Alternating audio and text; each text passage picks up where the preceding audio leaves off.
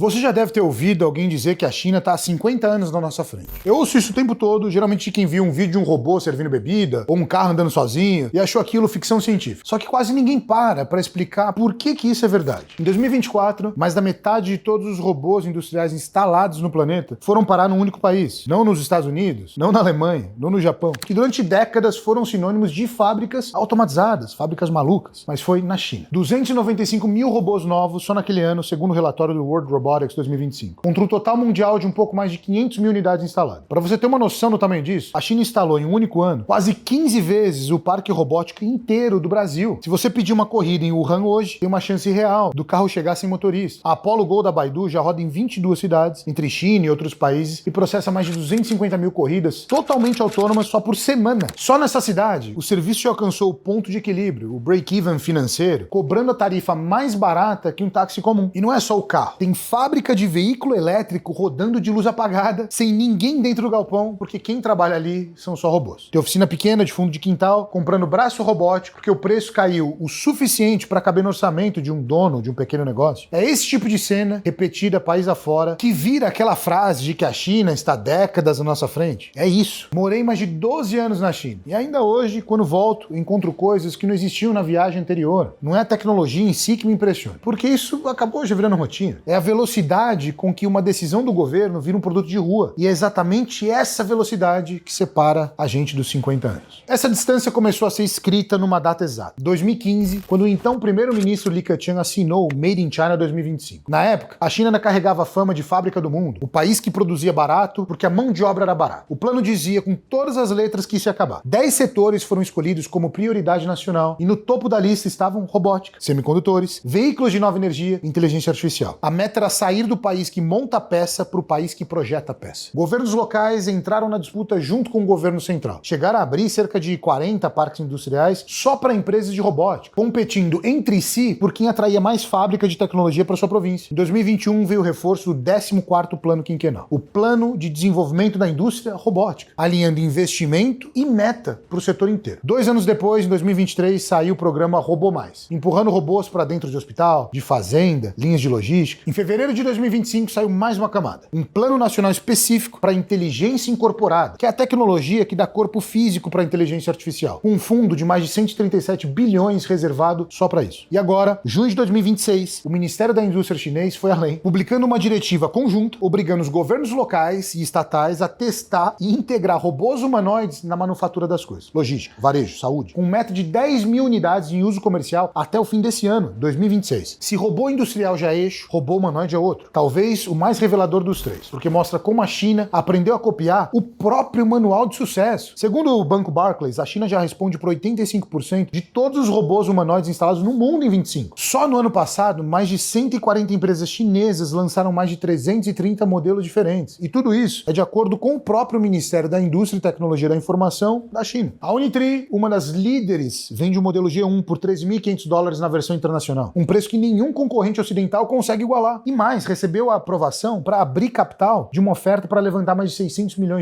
A Ubitech, outra gigante do setor, projeta sair de 500 unidades entregues em 2025 para 10 mil unidades até 27. É a mesma receita que a China já usou com carro elétrico, escala industrial, cadeia de suprimentos profunda, subsídio estatal e velocidade de execução. Aplicados tudo agora num produto novo. E por falar em carro elétrico, essa é a terceira frente, e talvez a mais fácil de enxergar, porque ela já chegou até a garagem do seu vizinho. Segundo a Associação Chinesa de Fabricantes de Automóvel, a China produziu em 2024 cerca de 12,9 milhões de unidades de veículos de nova energia. Isso representa aí 70% de toda a produção mundial dessa categoria toda. Em 2025, o país exportou mais de 8,32 milhões de veículos no total. Terceiro ano seguido na liderança do ranking mundial de exportação. E a BYD ultrapassou a própria Tesla como maior vendedora de carros 100% elétricos do planeta. 6 marcas chinesas entraram no top 20 mundial de vendas, mais que as 5 marcas japonesas somadas. E o Japão perdeu, pela primeira vez em 25 anos, a liderança histórica em vendas globais de automóveis para a China. Isso sem contar que o país controla mais de 80% do beneficiamento mundial de terras raras, o insumo que vira motor elétrico e bateria, o que significa que mesmo o montador ocidental depende direta ou indiretamente de uma cadeia que passa pela China. E por trás dessas 3 frentes tem uma base que sustenta todas elas juntos, que é gente formada para construir e manter esse parque inteiro de máquinas. A China forma, todo ano, algo perto de 350 mil engenheiros mecânicos. Os Estados Unidos formam por volta de 45 mil. Não é força de trabalho barata competindo com robô. É gente formada especificamente para projetar, montar e escalar essa tecnologia em série. Ó,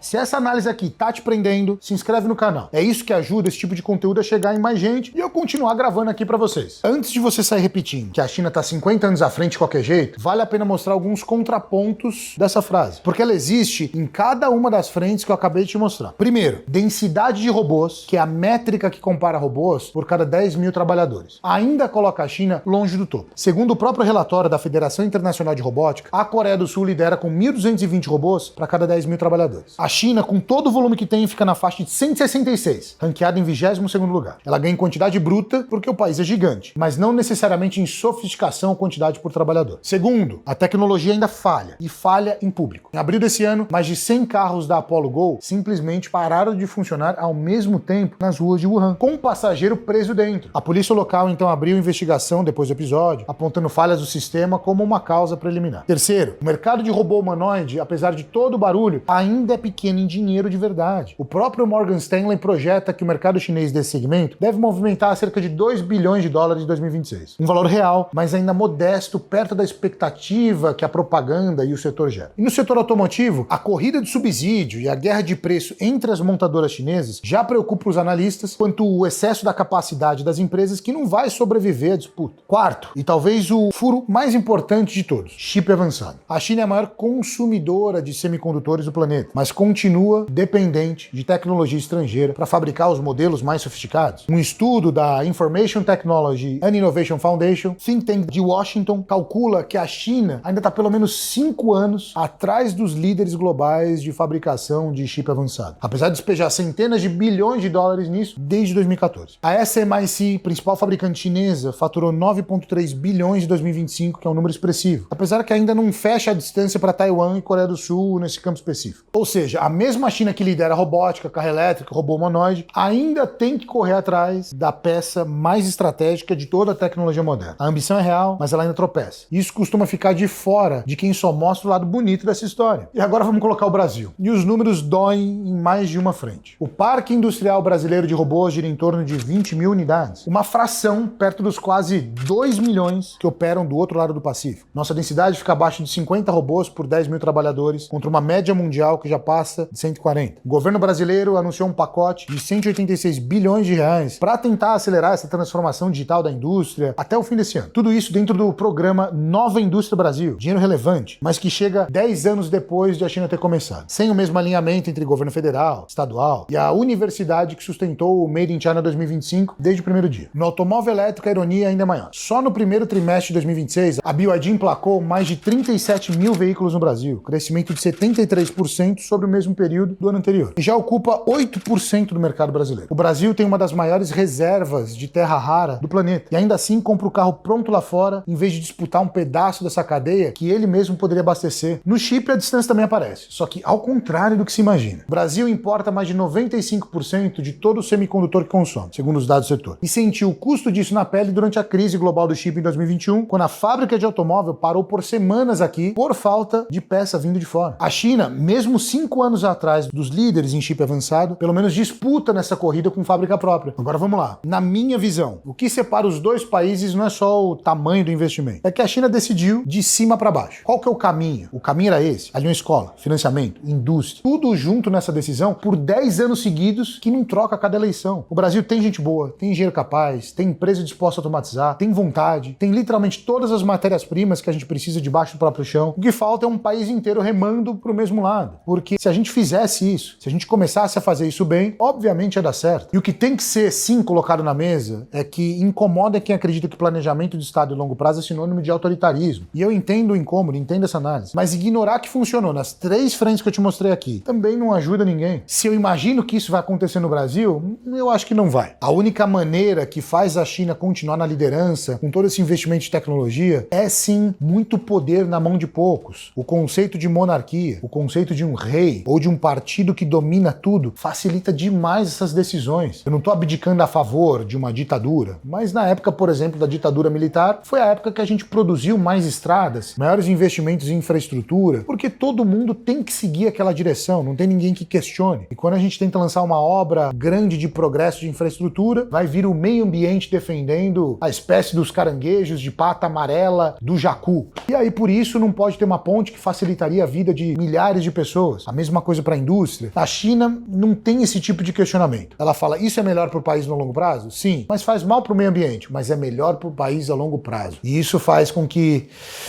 eu não veja um país conseguindo alcançar eles nessa performance em tão pouco tempo. O Brasil não dá nem para brincar, nem entra nessa linha aí. A China, então, está, sim, 50 anos à nossa frente. É a distância que se abre quando um país escolhe um caminho, principalmente em robótica industrial, em robô humanoide, em carro elétrico, e não solta esse caminho por 10 anos seguidos. Enquanto o outro aqui, a gente recomeça o nosso plano industrial a cada eleição, tudo para atrair voto. Mas fica uma pergunta do meu interesse para vocês aí. Não é se a China tem mais robô ou mais carro elétrico que o Brasil. Isso a gente já sabe e nunca a gente vai pegar. É se um país consegue sustentar um plano de 10, 15 anos sem trocar de rumo toda vez que troca de governo. A China provou que essa disciplina tem custo e tem resultado. A pergunta em aberto é se o Brasil um dia vai testar a mesma receita ou se vai continuar recomeçando do zero a cada 4 anos, enquanto continua importando, continua trazendo de fora e não produzindo nada aqui. Eu sou o Lincoln Fracari, morei mais de 12 anos na China. Se inscreve no canal, deixa a sua resposta nos comentários. Eu costumo ler todos esses vídeos longos. Até o próximo vídeo.